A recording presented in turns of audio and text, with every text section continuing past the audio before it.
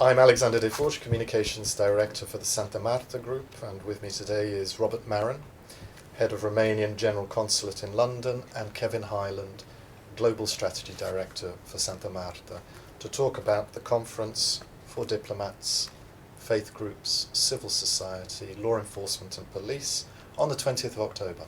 Robert, why hold this conference and what can diplomacy offer to anti-human trafficking efforts? Thank you, Alex. I think there are a couple of questions here. First of all is how we translate the strategic framework, the international convention, into concrete action, and secondly was the role of diplomacy in this process. First of all, given that modern slavery and human trafficking has become an increasingly transborder issue, I think diplomacy is very well placed along the route from the country of origin to the country of destination to assist in more than one way. And here we can talk about assessing the issue, developing bilateral frameworks or amending existing ones, raising awareness within their communities, identifying and assisting victims and exchanging information and working together with the authorities in the destination countries to bring perpetrators to justice, but equally to assist the victims.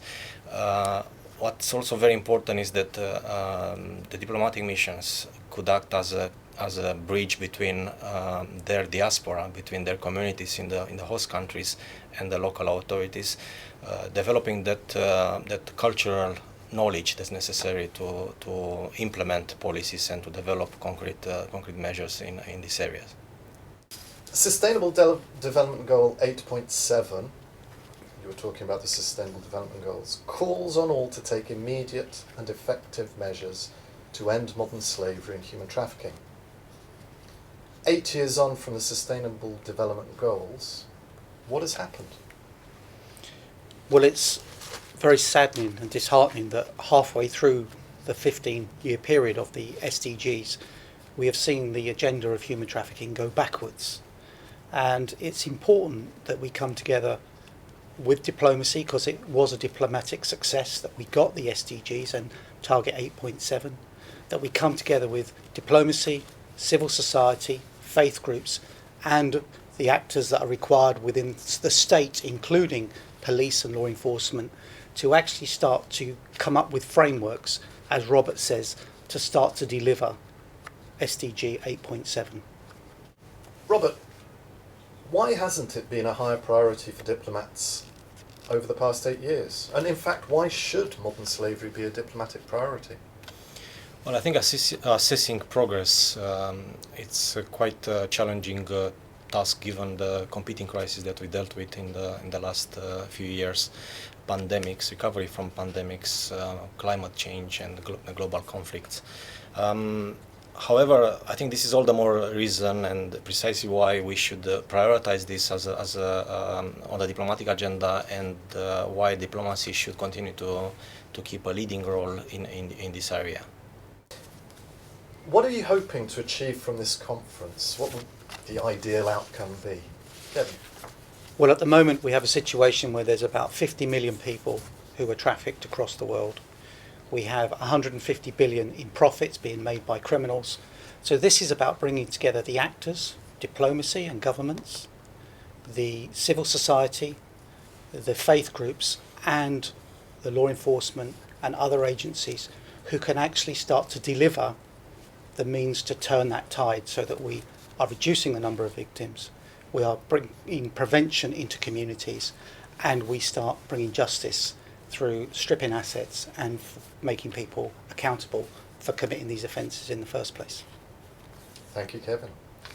And Robert, what would the ideal outcome from the conference be?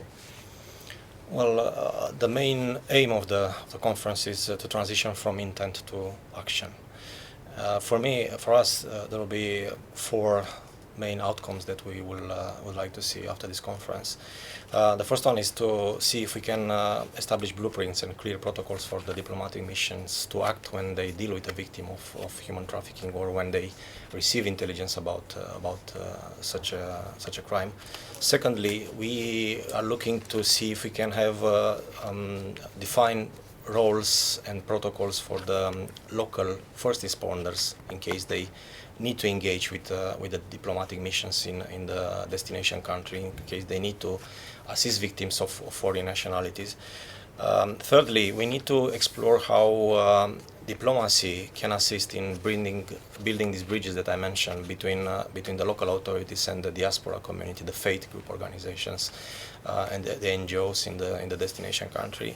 And overall, we are looking to generate actionable blueprints for the delegates to take back home and to reflect on, and see if we can ultimately create a global network of diplomacy, a global network of diplomatic missions and other actors that can assist delivering the SDGs.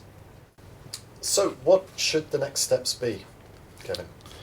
Well, this is a process. This is not just a one-off event, and we don't want to be meeting again in 6 months and just talking about nothing happening in between. So what we need to do over the next coming months is do what Robert says, the 4 points that he said, turning that into an approach, a framework, a policy, so that it's being delivered across the diplomatic world in partnership with the others who are going to be at this conference, including the law enforcement and police agencies, civil society and faith groups. And ultimately, as I say throughout, so that we are starting to deliver SDG 8.7, and we can demonstrate that by governments, by all the actors involved here, but then back to the United Nations and show this as an example of good practice where we are protecting people, preventing them from being victims and delivering justice. Thank you. This is clearly an important process, and we look forward to seeing the results of both the conference and subsequent work. Thank you, Kevin. Thank you, Robert. Thank you, Alex. Thank you.